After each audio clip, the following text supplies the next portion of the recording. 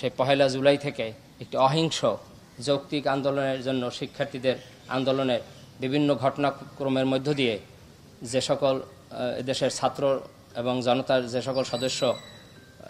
শহীদ হয়েছেন, তারা মৃত্যুবরণ করেছেন, নিহত হয়েছেন, তাদের সকলের আত্মার প্রতি বিনম্র শ্রদ্ধা জানাই এবং একই সঙ্গে গভীরভাবে সমবেদনা জ্ঞাপন করি আহত এবং নিহতদের শোকসন্তপ্ত পরিবারের সদস্যদের প্রতি। আমি আন্তরিকভাবে ধন্যবাদ দেই নীল দলকে যে তারা আজকের শিক্ষার্থীদের এই অধিকার এবং সাম্যতার দাবিতে যে আন্দোলন, তার প্রতি সহমত জ্ঞাপন করে, সেই দাবিগুলোর প্রতি সহমত জ্ঞাপন করে আজকের ঢাকা বিশ্ববিদ্যালয়ের ঐতিহাসিক অপরাজয় বাংলার পাদদেশে বিপুল সংখ্যক শিক্ষকদের উপস্থিতিতে এই মানববন্ধন কর্মসূচি অনুষ্ঠিত হচ্ছে। সাংবাদিকবৃন্দ, আপনাদেরকে ধন্যবাদ যে আপনারা ঢাকা বিশ্ববিদ্যালয়ের এই যে সকল বাণী বক্তব্য সেগুলো সকলের মাঝে পৌঁছে দেন। আজকেরও তার ব্যতিক্রম ঘটবে না, সেটাই প্রত্যাশা রাখি। দেখুন, ইতিপূর্বে আমার একজন সহকর্মী ঢাকা বিশ্ববিদ্যালয় শিক্ষক সমিতির সভাপতি নিজামুল হক ভূঁইয়া কতিপয় বক্তব্য উপস্থাপন করেছেন যে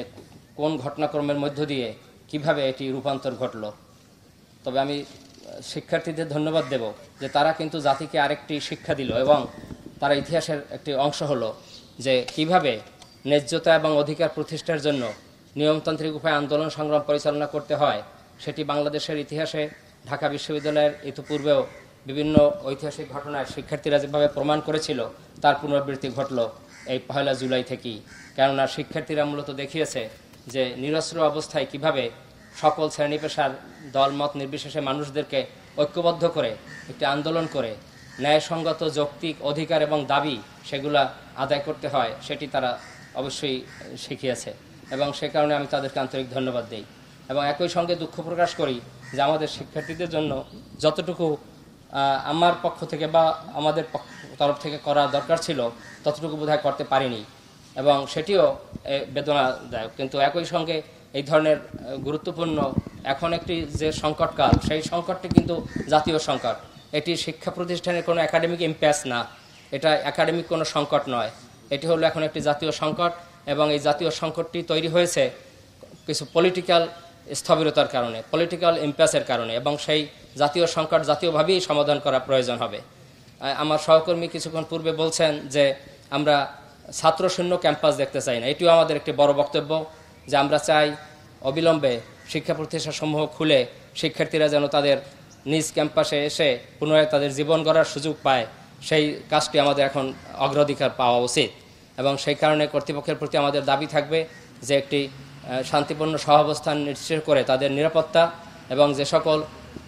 ক্ষতি হয়েছে বিভিন্ন ভবনাদির এবং স্থাপনার সেগুলো সংস্কার সাপেক্ষে যত দ্রুত সম্ভব দ্রুততম সময়ের মধ্যে বিশ্ববিদ্যালয় এবং শিক্ষা প্রতিষ্ঠানসমূহ খুলে শিক্ষার্থীদেরকে তাদের নিজ নিজ ক্যাম্পাসে গিয়ে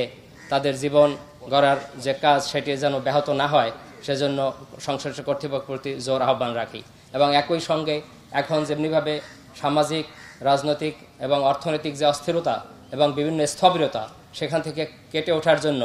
জাতীয়ভাবে উদ্যোগ নেওয়া খুব জরুরি। এই মুহূর্তে যেটি প্রয়োজন বলে আমি মনে করি এবং দাবি রাখি সেটা হলো একটি জাতীয় ঐক্যের এবং সেটির জন্য সংলাপের বিকল্প নেই। আমাদের সহিংস কাজের মধ্য দিয়ে কোনো কিছু অর্জিত হবে না এবং আমি আশা রাখি যে এই শিক্ষার্থীরা তাদের যৌক্তিক ন্যায়সঙ্গত দাবি আদায়ের জন্য আন্দোলন সংগ্রাম পরিচালনা করতে পারে, তারাই মূলত রুখে দেবে নানা ধরনের অপশক্তিকে, নানা ধরনের অশুভ শক্তিকে, যারা ধ্বংসযজ্ঞ এবং বিভিন্ন রাষ্ট্রীয় স্থাপনা ধ্বংস করছে তাদের বিরুদ্ধে রুখে দেবে এই শিক্ষার্থীরাই। সেটাও আমাদের কিন্তু একটি দৃঢ় আশাবাদ। তবে এই মুহূর্তে আমাদের জাতীয় সংকট উত্তরণের জন্য যে জাতীয় সংলাপ সেটি বোধহয় খুব জরুরি একটি বিষয় এবং সেই জন্য সরকারের উচ্চ মহল থেকে এই উদ্যোগটি গ্রহণ করা খুব জরুরি। কেননা এই জাতি যে স্তরে উপনীত হয়েছে এখান থেকে পশ্চাতে আমরা যেতে পারি না এবং সেটিও বোধহয় শিক্ষার্থীদের নেতৃত্ব দিতে হবে যে জাতীয় অগ্রগতি এবং উন্নয়ন সেটিকে কিভাবে সামনে এগিয়ে নেওয়া উচিত। এই মুহূর্তে আমরা একটি উন্নয়নের দৃষ্টান্ত হিসাবে বিশ্বের বুকে আছি, উন্নয়নের রোল মডেল হিসাবে সেটিকে আরও বেগবান করা, শক্তিশালী করা এখন সেটি সময়ের দাবি। সেটিও আমাদের উদ্যোক্ত আহ্বান থাকবে যে শিক্ষার্থীরা তোমরা এখন তোমাদের নিজ ক্যাম্পাসে ফিরে এসে পুনরায় জাতি গঠনে বিগত দিনের মতো যে ভূমিকা রেখেছ সেই ভূমিকাকে শক্তিশালী করো এবং সরকারের প্রতি আমাদের আহ্বান যে আপনারা এই জাতীয় সংলাপের উদ্যোগ গ্রহণ করুন এবং এর মধ্য দিয়ে যে ধরনের স্থবিরতা আছে যে সংকটের মধ্য দিয়ে এখন জাতি অতিবাহিত হচ্ছে সেটি কোনো ক্রমেই কাম্য নয়। সেখান থেকে আমরা যাতে বেরিয়ে আসতে পারি সেই বেরোনোর পথই এখন খোঁজা দরকার, এবং শিক্ষার্থীরাও সেই ক্ষেত্রে ভূমিকা রাখবে সেটাই দৃঢ় আশাবাদ ব্যক্ত করি। আমি পুনরায় আমাদের শ্রদ্ধা সহকর্মীদের আন্তরিকভাবে ধন্যবাদ দেই এবং কৃতজ্ঞতা জানাই যে আপনারা শিক্ষার্থীদের এই ন্যায়সঙ্গত দাবির প্রতি সহমত জ্ঞাপন করে এখানে দাঁড়িয়েছেন, এবং আশা করব আমরা যে জাতীয় সংকট, সেই সংকট থেকে আমরা বেরিয়ে আসতে, এখন আমাদের সংকট নিরসনের এখন হবে সেই স্তর, আমরা এখন যে স্তরে যে সময় উপনীত হয়েছি, এখন আমাদের রাস্তায় না থেকে এখন আমাদের দ্রুত নিজ নিজ ক্যাম্পাসে এসে ছাত্র শিক্ষক জনতা সর্ব দল মত নির্বিশেষে সকলকে ঐক্যমত্যভাবে জাতীয় সংলাপের মধ্য দিয়ে এই ধরনের সংকট নিরসন করে জাতির যে অগ্রগতি উন্নয়ন, যে অদম্য অগ্রগতি উন্নয়ন, সেটিকে আমরা আরও বেগবান করে 2041-এর মধ্যে যাতে আমরা একটি উন্নত বিশ্ব উপনীত হতে পারি সেই জন্য আমরা কাজ করব, সেই দৃঢ় আশাবাদ ব্যক্ত করি। সে কারণে আমার এই দুটো দাবি, একটি হলো শিক্ষা প্রতিষ্ঠানসমূহ যত দ্রুত সম্ভব খুলে দিয়ে শিক্ষার্থীদেরকে তাদের বর্তমান এবং ভবিষ্যৎ জীবন গড়ার সুযোগ করে দেওয়া, সেটি আমাদের একটি বড় নৈতিক দায়িত্ব, পেশাগত দায়িত্ব। আরেকটি হলো যে জাতীয় যে সংকট, সেই সংকট নিরসনের জন্য জাতীয়ভাবেই উদ্যোগ গ্রহণ করা এবং ঐক্যমত্যের ভিত্তিতে সংলাপের মধ্য দিয়ে এই উত্তরণ ঘটানো, সেটি এই মুহূর্তে প্রত্যাশা। আন্দোলন সংগ্রাম দিয়ে যে কোনো জিনিসকে সামনে